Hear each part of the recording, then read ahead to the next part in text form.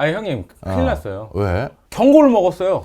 아, 누구한테? 구글한테? 아니 우리가 뭘? 유튜브 경고가 아니라 네, 그런 경고가 아니라 어. 러시아에서 적당히 하라고 그러더라고요. 대한민국. 러시아랑 척져도 되는 거예요? 그동안 기업들 나름대로 중국에만 의존할 수 없다. 우리가 먹고 살려면 뭔가 의미 있는 신시장을 개척해야 된다라고 하면서 공을 들였던 뭐 나라들이 있을 거 아니야.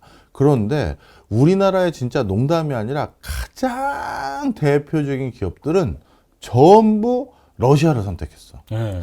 중국 시장에서 자꾸 언젠가는 우리가 이제 환대받지 못하고 중국이 우리 다 몰아낼 것 같은데 그때 그러면 이 매출 떨어진 걸 어디서 복구할 것인가 했었을 때 러시아가 방법이겠구나 해서 러시아를 선택했던 기업들이 많거든. 그런 관점에서 러시아는 절대 포기하면 안 되고 그리고 실제 우리나라 대표 기업들이 러시아에서 거두고 있었던 성과들이 어마어마해. 대표적으로 우리나라 기업 중에서 이 기업을 러시아 국민들이 이렇게 좋아할지 몰랐다라고 생각하는 기업이 하나 있는데 뭐냐면 경동나비엔이야. 경동나비엔 보일러. 경동나비엔은 보일러와 관련된 브랜드 설문조사에서 압도적인 1위를 기록해. 와. 원래 러시아 사람들은 옛날부터 어디에 대한 선망의식이 있고 본인들이 어느 대륙 사람이라고 생각하겠어. 유럽? 당연하지. 그래서 러시아인들 스스로는 아시아에도 거쳐 있고 중동에도 거쳐 있고 그 다음에 그 유럽에도 거쳐 있지만 본인들 스스로를 항상 자기들은 유럽인이라고 생각하고 고위층은 돈 있다 그러면 야, 니들은 유럽 가서 공부해 해서 프랑스, 영국 이런 데로 공부시켜 보내고 그리고 본인들도 돈 좀 있으니까 이제 가전제품 바꾸거나 집에 물건 바꿀 때 전부 어디 브랜드 선호한다? 유럽 브랜드를 선호하거든. 그런데 그런 유럽 브랜드가 가장 공고하게 있는 브랜드 중에 하나가 바로 보일러야. 대표적으로 우리가 다 아는 보쉬라든가 보쉬. 이탈리아의 또 아리스톤 이런 그 보일러 회사들에 대한 워낙 거기가 역사도 오래됐고 굉장히 선망의식이 많은데 한국에 이제 나비엔이라는 이 회사가 정말 놀라운 성과를 냈어. 어떤 성과를 냈냐면 딱 들어가서 박람회하고 막 이런 걸 이제 준비하면서 러시아 국민들에게 세일즈하고 있는데 갑자기 러시아 바이어들이 막 그러는 거야. 니네 이거 독일제처럼 잘 고장나는 거 아니야? 이러는 거야. 근데 경동 나비엔이 듣기 황당한 거지. 예. 러시아 사람들이 말한 그 독일제 보일러라는 게 세계 최고 수준의 보일러이기 때문에 어떤 면에서는 나비엔의 보일러보다 훨씬 더 좋거든. 근데 아니 그 보일러가 고장 난다고요? 예전에 우리가 그거 뜯어가지고 비슷하게 만들어 보려고 하기도 하고 그랬었는데 그게 그럴 리가 없는데 했는데 아니야 그거 엄청 자주 고장 나서 내가 맨날 고치러 다시 가지고 그러는데 뭔 소리야 그러는 거야. 그래서 이상하다 해서 그 고장 많이 난다는 그 보일러를 러시아에서 사다가 분해를 해봤어. 그랬더니 황당한 결론이 나왔어. 뭐죠? 독일제 그 보일러가 너무 정교했기 때문에 고장이 난 거야. 이유가 뭐냐 하면 네. 그 안에 컨트롤러라는 게 있는데 센싱이 아주 정교하게 세팅이 돼 있어서 러시아의 그 중소도시 같은 경우는 아직까지 전압이 들쑥날쑥하거든. 근데 이 전압이 들쑥날쑥하니까 이 컨트롤러가 망가졌다. 문제가 있다 생각해서 가동을 그냥 셧다운 시켜버린 평 거야. 하고 꺼지는구나. 그렇지. 그랬더니만 거기 현지 그 뭐라고 해야 돼? 그 인스톨러라고 하거든. 설치해주는 사람들. 그 사람들이 딱 보고 이것도 컨트롤러 나갔네. 이상하네. 하고 또 고장났다고 생각해서 그걸 그렇게 대처했던 거야. 그런데 나비안이 딱 보니까 이거는 전압이 불안전하니까 그거를 감지해서 이게 혹시 화재로 이어질까 해서 그냥 꺼진 거다라는 걸 안 거지. 그래서 나비엔은 자신들이 가지고 있는 컨트롤러를 어떤 밴드, 전압을 감내할 수 있는 밴드를 좀 넓혀놔서 이 정도까지는 셧다운이 되지 않도록 재설계하고 재디자인해서 그걸 러시아에 공급하기 시작한 거야. 그리고 특히 러시아의 대도시는 상대적으로 전압이 안정적이거든. 그러니까 대도시 지역은 이미 유럽의 아까 독일 제품이나 이탈리아 제품 같은 게 다 공략이 되고 있었을 거고 고장도 없었다고 생각할 거니까. 그래서 경동 나비엔은 중소도시부터 이제 공략을 들어가기 시작해서 그걸로 인해서 큰 성과를 냈단 말이야. 그래서 보일러 시장에서 경동 나비엔이 러시아에서 1등하고 있거든. 이야. 그러다 보니까 이게 어마어마한 성과를 이미 보일러에서 냈다고. 그리고 이 보일러 시장이 굉장히 사실 복잡하고 들어가기 어려워요. 자, 왜 그러냐면 뭐 우리 비즈니스 배우시는 분들이 이것도 꼭 알고 계시면 도움이 되실 텐데, 사업을 할 때는 영업을 어떻게 할지, 마케팅을 어떻게 할지가 결정되지 않은 사업, 내가 거기에 대해서 자신감이 없는 사업은 절대 하면 안 되는 건데, 특히 그런 관점에서 보일러는 굉장히 복잡해. 보일러는 처음 시작할 때는 B2B 사업이었다가 중간에도 또 다른 형태의 B2B 사업이었다가 나중에 B2C로 바뀌는 사업이야. 자, 생각을 해봐.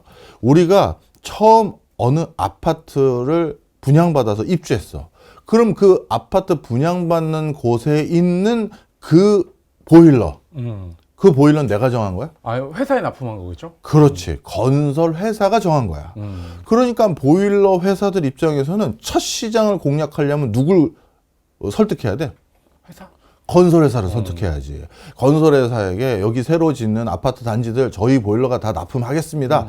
그런 B2B 시장이 돼버려. 그러다가 갑자기 그 보일러 망가졌네? 그러면 그 다음에는 어떻게 되느냐? 보일러 기사가 오겠지. 그 기사가 와가지고 아유, 이거는 이제 더 이상 수리가 힘들고요, 그냥 가르셔야 돼요. 그러면 그때까지 소비자는 보일러에 대한 학습이 없잖아. 그렇죠. 그럼 그 기사가 소개한 걸 추천한 걸 고르게 되어 있어요. 그렇죠. 예, 요즘은 이거 싸고 괜찮은데 이거 써보시죠. 이게 튼튼하고 괜찮아요. 그러면 그 사람이 잘 알지 내가 뭘 알겠냐고. 그러면 그걸로 해주세요. 이렇게 되거든. 그러니까 그 두 번째 시장은 인스톨러를 잘 공략해야 되는 시장이 돼버리는 거야. 그 다음 마지막 세 번째 시장이 뭐냐면, 이제 보일러 한두 번 써봤잖아. 이게 고객도 이제 선호도가 생기거든. 내가 이 린나이는 내가 다시는 쓰나 봐라. 아니면 린나이가 좋더라고요. 이런 식으로 판단이 이제 나름 서기 때문에 마지막은 B2C 성향이 좀 높아지게 돼 있어요. 그러다 보니까 나비에는 이 세 가지 시장 중에서 어디를 공략해야 되느냐 고민들을 많이 했던 거라고. 그 중에서 누굴 공략했느냐? 방금 두 번째 말했던 인스톨러들, 보일러 설치업자들 상대로 직접 마케팅하고 소비자들에게 이걸 추천해 주십시오. 그리고 이걸 설치할 땐 이렇게 하시면 되고, 우리가 나중에 거기서 하시기 힘든 거는 이렇게 지원해 드립니다를 전부 교육을 시켜준 거야. 그렇게 해서 이 시장부터 공략을 해서 부동의 1등이 간신히 됐다고. 그렇게 해서 여기까지 왔고, 또 러시아 사람들이 의외로 거기도 빈부격차가 심할 뿐만 아니라 러시아 사람들은 위기에 빠진 사람들을 도와야 되는 강박 같은 게 있어. 왜 그럴까? 대전을 겪으면서 있었던 일인가요? 아니야. 극한 지역에 살고 있는 사람들은 다 그 의식이 있을 수밖에 없어. 내가 추위에 혼자 도난 당했는데 저 사람 뭐 강도인지 누군지 내가 어떻게 알아? 야, 우리 못 본 척하고 그냥 썰매 타고 지나가자. 이러면 그 사람 죽는 거야. 일단 살리고 보자. 그래서 무조건 위기에 빠진 사람은 구해야 된다라는 게 이 극한 지역에 사는 곳에선 문화가 돼버리는 거야.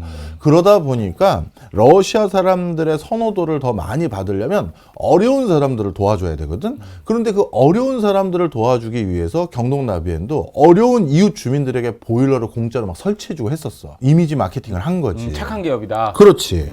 그렇게 해서 1등 보일러 한국 보일러야. 그 다음에 러시아에서 제일 잘 나가는 자동차 회사 어딜까? 현대야. 네.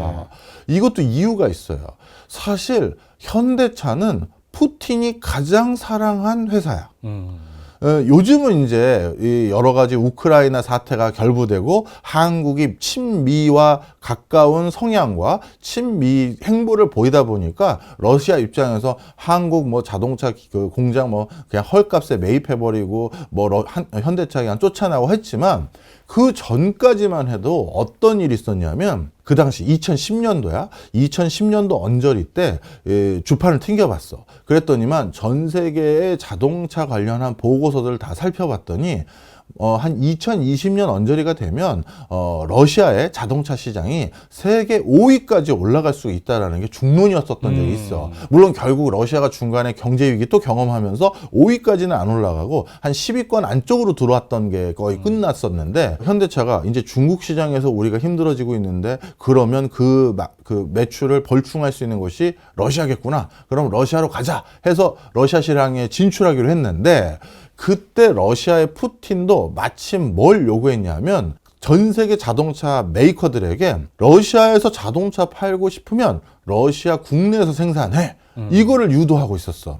왜냐하면 어떻게든 푸틴도 그 국내 자동차 산업을 직접 유치해서 국내 러시아 내부에 자동차 산업이 있기를 희망했거든. 어떤 걸 했냐면 이게 현대차 때문에 했다라고 해도 과언이 아니다라고 하는 정책이 하나 있는 게 실제는 아니야. 내가 확인해 봤더니 러시아는 외국에서 수입차를 사올 때 그러니까 외국에서 이제 수입차를 수입해 오잖아. 완성차를 수입할 때. 그렇지. 그때 폐차세를 부과해.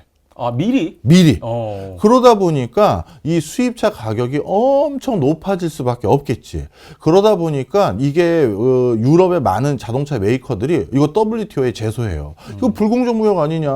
이게 뭐냐. 그런데 러시아가 어떤 나라야? 웬만하면 이런 거 무시해버리잖아. 네, 그러니까. WTO가 뭐라는 거야. 야, 폐차세 계속 부과해. 해버린 거야. 네. 그러면서 러시아가 이 폐차세를 계속 부과하다 보니까 외국에서 자동차를 수입해서 완성차를 수입해서 파는 사람들은 가격이 굉장히 높아져 버려. 그래서 현대차가 무조건 거기라고 러시아를 들어가고 처음부터 싶겠어? 그런데 안 되겠다. 공고한 유럽 브랜드에 대한 선호의식을 없애려면 우리는 그냥 들어가서 생산하는 게 좋겠다라고 하면서 들어가기로 결정을 했네. 그런데 푸틴이 현대차 들어오는 거야? 안 들어왔던 저 유럽 차들에게 확실히 본보기를 보여줄게 해서 현대차 그 러시아 공장 준공식에 직접 왔고 첫 차 생산하는 그날 직접 왔어. 모두를 직접 참여해서 직접 참관했어. 그러면서 현대차가 외국에서 들어오는 니들 부품들, 국내에서 생산하기 어려운 부품들은 가져온다고 좋아. 관세 내가 파격적으로 인하해 줄게. 대신 2020년까지야. 그 뒤부터는 어떻게 해야 된다? 국산화 꼭 해. 그러다 보니까 현대차가 나중에는 자동차 조립 공장만 거기다 진 게 아니라 추가적으로 엔진 공장도 러시아에 짓고 그걸 가지고 거기서 운영을 하려고 하다가 지금 어떻게 됐다? 이 꼴이 난 거야. 참. 그래서 러시아에서 한때 최대 판매 모델이 현대차였고 그리고 현대차도 그런 과정에서 야, 러시아에서 우리가 성과가 너무 좋은데 러시아 사람들 우리 현대차 정말 많이 타는데 하다 보니 이제 뭘 하게 됐다? 우리가 대대적으로 터잡고 세일즈 하자라고 해서 서울 다음으로 처음으로 현대차 모터 스튜디오가 있는 나라가 러시아였어요. 그리고 하나가 더 있어. 유럽에 워낙 러시아 사람들은 왔다 갔다 많이 하다 보니까 기본적으로 카 쉐어링이라는 거에 대해서 선호도가 있어. 네. 그리고 내 차 문제 생겼을 때 다른 사람 차 타고 가야 되는 것도 있고 그러다 보니까 이 러시아 내부에서는 현대차가 카 쉐어링 법인을 설립했어. 그래서 그걸 바탕으로 러시아 내부에서는 카 쉐어링에서도 현대차가 부동의 1위를 해야겠다 하면서 어떻게 보면 국내에서도 안 하고 다른 데서도 안 하는 그런 법인까지도 만들어서 러시아에서 엄청 공을 들이고 있었는데 그게 어떻게 됐다? 다 놓고 온 거야. 그러다 보니까 야, 이거 진짜 이대로 우리가 러시아 못 본 척하고 나와도 되는 건가? 이 생각을 많이 하게 되는 거지. 그러니까요. 그 다음에 아직 끝이 아니야. 또 다른 분야에서 이거는 그냥 전 세계 모든 브랜드들을 다 합쳐서 러시아 사람들이 가장 좋아하는 브랜드 2등부터 찍어봐 한번. 스포츠와 관련돼. 아디다스. 오, 네. 정답입니다. 러시아 사람들 뭐 아디다스 옷 입고 결혼식 하고 그러더라고요. 맞아, 네. 진짜로. 그런데 아디다스를 제끼고 러시아 우크라이나 전까지 항상 2010년에는 딱 한 번 노키아에 뺏겼어. 압도적인 1위를 했던 선호도 1등 브랜드가 있어. 어딜까? 도시락? 햄 썰어서 마요네즈 짜서 비벼 먹어야죠. 맞아. 그 제조법까지 알고 있네. 러시아식입니다. 삼성이야. 샘성. 와. 러시아는 토종 가전 브랜드가 없어. 그래서 러시아는 가전을 100% 외국 기업에 의존하게 돼 있는데 그런데 원래 러시아에서도 압도적인 1등 회사들은 전부 어디였냐면 다 일본 기업이었어. 소니, 파나소닉, 사뇨, 내셔널 이런 샤프 이런 데였는데 그런데 이 일본 기업들은 경제 위기가 러시아에서는 계속 터졌잖아. 그렇죠. 예. 그 경제 위기가 터질 때마다 어떻게 했느냐? 사업을 줄이기 시작했어. 일본에서 나와서 자꾸 여기저기 이제 야 러시아는 이게 뭐 돈도 못 받고 경제 위기 터지면 우리가 털리잖아. 그냥 야 대충 하고 나와. 그래서 나왔어. 그런데 경제 위기 때 일본 기업들이 차지하고 있었던 부스 빠지면 그 부스를 그냥 우리가 들어가자 하면서 버티면서 계속 비즈니스 했던 회사가 어디다? 삼성이야. 특히 러시아 내부에서는 굉장히 인구에 회자되는 사례가 하나 있는데 경제 위기 때 러시아에서 어떻게 보면 가전 총판 바이어들 중에 누군가 한 큰 손이 대금 지급이 어려워서 결국 삼성에게 물건 대금 지급을 못하게 됐어.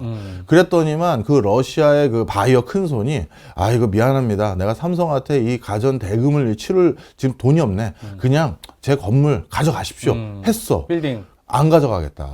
너랑 나랑 우리 러시아에서 뭐 장사 한두 번 하고 말 것도 아니고 그냥 건물 됐고요. 그냥 계속 가지고 계시고 기다리겠습니다. 한 거야.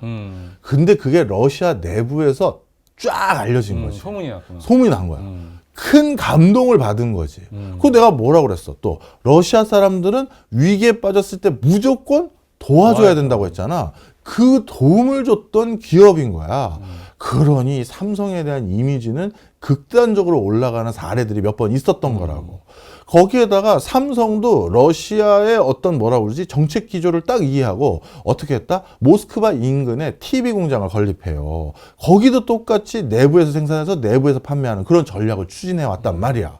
그런데 삼성이 이렇게 일자리 창출한 것들은 사실 현대에 비해서는 덜 알려졌고 오히려 뭐가 더 알려졌냐면 아까 말했던 기업인 어려웠을 때 건물 주겠다는 거 안 받고 기다려준 거랑 또 하나가 있어.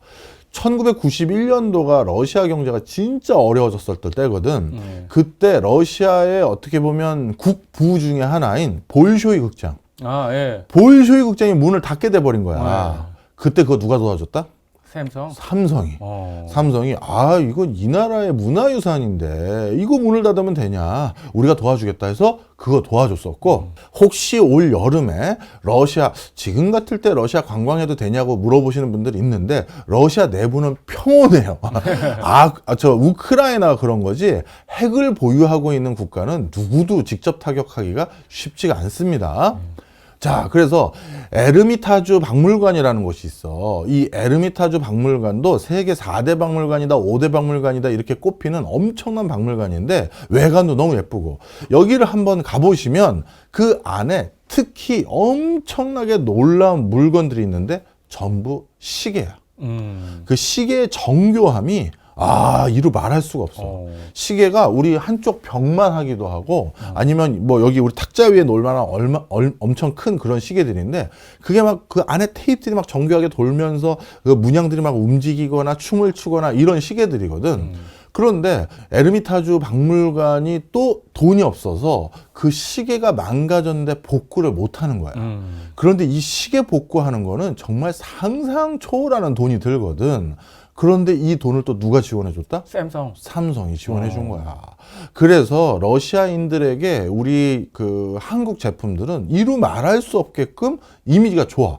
특히 오늘 얘기 안 드렸던 것들 중에서 한국 화장품, 프랑스 화장품 다음으로 인지도 높은 게 2등이 한국 화장품이고 그 다음에 네가 말한 그 도시락. 그 다음에 또 LG, 뭐가 있어? LG. 그 다음에 또 오리온. 뭐 이런 회사들 물건들까지도 엄청난데 이게 쉽지가 않아. 미국과 뛰고 우리가 다른 길을 간다라는 건 거의 불가능에 가까울 정도로 참 쉽지 않은 일이기 때문에 그래서 미국과 노선을 같이 해야 될 것들이 많은 건 나도 인정은 하지만 그렇다고 러시아에 우리가 뿌려놓은 씨앗이 이렇게 많은데 그걸 버리고 오느냐? 그건 안 맞는 것 같고 그렇죠.